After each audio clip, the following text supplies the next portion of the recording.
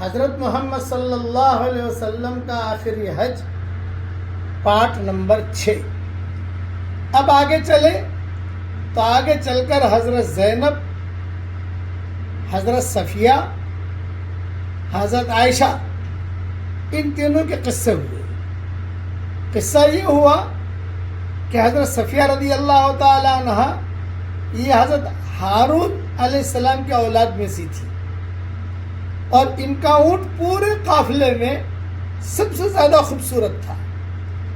خلاصہ کلام یہ اونٹ کو نظر لگی یا کیا ہوا کہ اونٹ بیمار ہو گیا۔ جب اونٹ بیمار ہوا تو حضور اکرم صلی اللہ علیہ وسلم کو پتہ چلا، حضرت صفیہ جو ہے وہ رونے لگی۔ حدیثوں میں آتا ہے کہ حضور صلی اللہ علیہ وسلم خود تشریف لائے اور حضرت صفیہ کو کہا کہ رو مت، یہ تو ہوتا رہتا ہے، اور اپنے ہاتھ سے ان کے آنسو پوچھے۔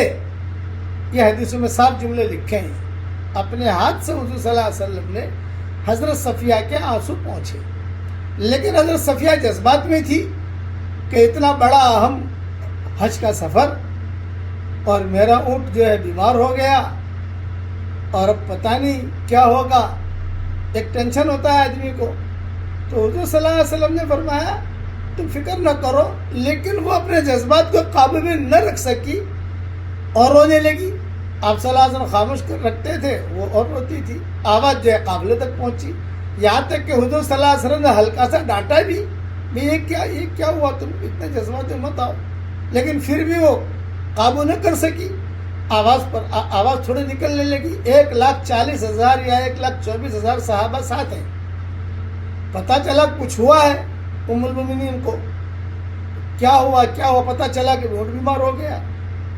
اچھا، تو حضور اکرم صلی اللہ علیہ وسلم نے ایک اعلان کیا، بھئی چلو پڑاؤ ڈال دو۔ آپ صلی اللہ علیہ وسلم کا اس جگہ پڑاؤ ڈالنے کا ارادہ نہیں تھا، منزل آگے تھی، منزل جو ہے وہ آگے تھی، لیکن حضور صلی اللہ علیہ وسلم نے کہا بھی چلو یہیں پڑاؤ ڈال دو۔ یہ حضرت صفیہ کے اونٹ کی وجہ سے پڑاؤ وہیں ڈال دیا حضور صلی اللہ علیہ وسلم نے، سارے صحابہ نے، اور اپنے اپنے خیمے لگا لیے۔ حضور صلی اللہ علیہ وسلم کا خیمہ بھی لگا لیا۔ اچھا، اب حضور کا جو خیمہ لگایا تو آج کی جو باری تھی رات گزارنے کی حضور صلی اللہ علیہ وسلم کے ساتھ، وہ اتفاق سے حضرت صفیہ کی ہی تھی۔ اب یہ ٹینشن میں آ گئی کہ کیا ہوگا، تو انہوں نے حضرت عائشہ کے پاس گئی چپکے سے، اور چپکے سے جا کر کہا کہ بہن جی مسئلہ یہ ہے، جو مسئلہ ہوا وہ تو تمہارے سامنے ہے، یہاں پڑاؤ ڈالنے کا ارادہ نہیں تھا، لیکن میری وجہ سے سارا قافلہ یہاں رک گیا، اب آج میری باری ہے، اب پتہ نہیں کیا ہوگا۔ امہات المومنین کی 2 جماعتیں تھیں، ایک جماعت کی امیر حضرت عائشہ تھی اور ایک جماعت کی امیر حضرت ام سلمہ تھی۔